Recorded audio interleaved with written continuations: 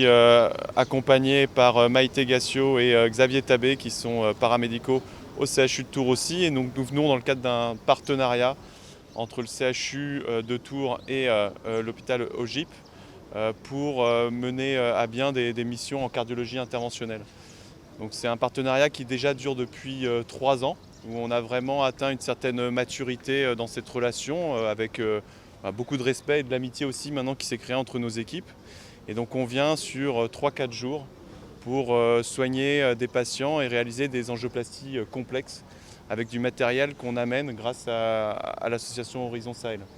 Et grâce aussi à un certain sponsorship des industriels qui peuvent nous donner du matériel comme des stents, des ballons et des sondes qui nous permettent de traiter au mieux les patients ici qui en ont besoin. Alors aujourd'hui, on soigne essentiellement des patients qui ont des maladies sur les artères coronaires. Les coronaires sont les artères qui vascularisent le cœur. Et bon, évidemment, maintenant ici au Sénégal, la population prend un petit peu d'âge, il y a des facteurs de risque cardiovasculaires, il y a donc de plus en plus de maladies athéromateuses qui touchent la population du Sénégal, et donc c'est un besoin qui est croissant et qui est traité au quotidien par l'équipe. Et puis pour certaines interventions un peu plus complexes ou qui nécessitent du matériel plus coûteux, on vient leur prêter main forte. Alors tout d'abord, c'est pas une chirurgie, parce que quand on dit chirurgie, on s'imagine le cœur ouvert et puis un chirurgien qui travaille à ciel ouvert sur les vaisseaux. Nous, ce qu'on fait, c'est une intervention percutanée, c'est-à-dire qu'on va réaliser une ponction au niveau de l'artère radiale, donc une toute petite ponction au niveau du poignet. Et par cette petite ponction, on va amener des guides qui sont très fins, de la taille d'un cheveu, qui on va amener dans les vaisseaux qui sont rétrécis. Puis on va dilater les vaisseaux avec des ballons et ensuite on va poser des stents. Et alors les stents, ce sont des ressorts métalliques qui sont sertis sur le ballon et qu'on va ouvrir, ce qui permet d'étayer la paroi du vaisseau et de gagner en calibre et d'avoir un vaisseau qui s'ouvre normalement après. Donc, des risques. Oui, bien sûr. Alors toute intervention comprend des risques malheureusement. Après, évidemment, les risques, on arrive à les contenir avec l'expérience et avec du matériel dédié. Et donc les risques qui sont très faibles. On peut avoir des risques au niveau de créer un nouvel infarctus parce qu'on peut boucher un vaisseau pendant qu'on en répare un. On peut aussi avoir des risques d'AVC, mais encore une fois c'est très faible. Tout ça c'est des risques à moins de 1%. Le risque la plupart du temps c'est de ne rien faire. Ce sont des vaisseaux qui sont très malades, des patients qui peuvent avoir de l'insuffisance cardiaque ou provoquer des infarctus si on ne les soigne pas. Donc le vrai risque il est là. Alors comme m'a dit notre ami Christophe, c'est une mission que nous renouvelons en fait cette année. C'est le 3e épisode. Et cette mission qui est née d'une volonté commune entre les collègues ici et ceux des hôpitaux de Tours. Et puis avec aussi le support de nos différentes administrations et d'une ONG qu'on appelle Horizon Sahel. Cette mission est importante pour nous parce que c'est un véritable échange et un transfert de compétences qui est réalisé. Et ce transfert de compétences qui permet aujourd'hui que nos collègues puissent continuer au-delà de la mission à réaliser ces gestes qui sont d'une très grande complexité, d'une très grande technicité. Mais aussi, il faut savoir que ce que cette mission a permis, c'est un apport de certains, ce qu'on appelle les dispositifs médicaux, des dispositifs médicaux qu'on peut utiliser sur ces patients-là. Mais ces dispositifs sont extrêmement chers, extrêmement coûteux et qui ne sont pas forcément disponibles au niveau du Sénégal. Et grâce à l'ONG Horizon Sahel, mais aussi avec nos collègues qui, eux, nous orientent vers les firmes qui fabriquent ces dispositifs, on arrive à en disposer gratuitement pour nos patients.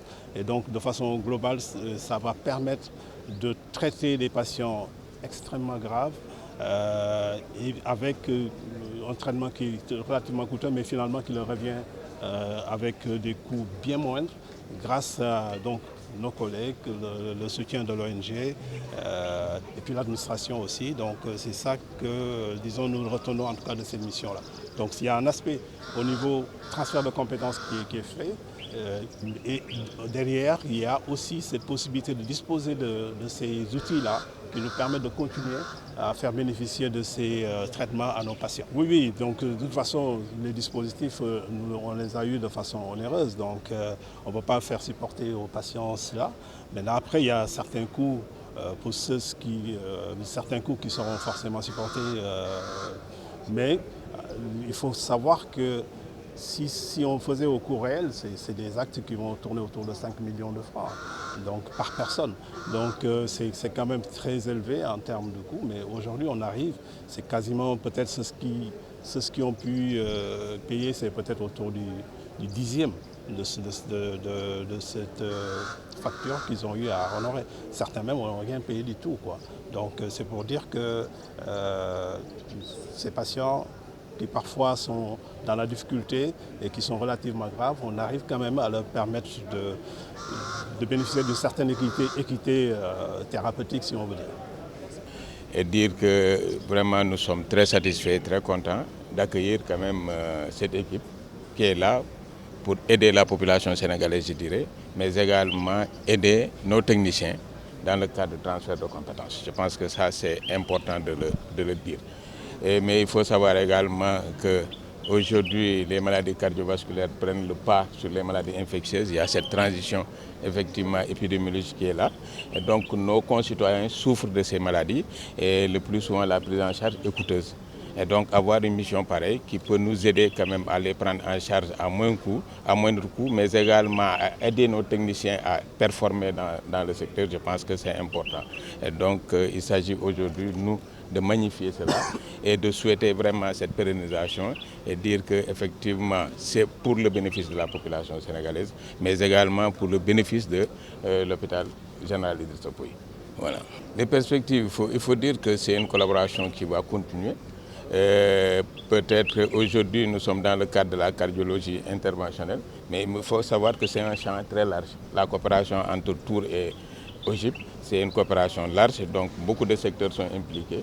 Voilà, il y a la transplantation rénale qui va vraiment bientôt voir le jour. Nous sommes en coopération avec Tours qui nous aide beaucoup, mais aussi il y a d'autres partenaires, Horizon Sahel qui est un trait d'union également qui nous aide quand même dans le cadre de ces missions. Donc il faut dire qu'il y a de belles perspectives devant nous dans le cadre de la prise en charge des patients.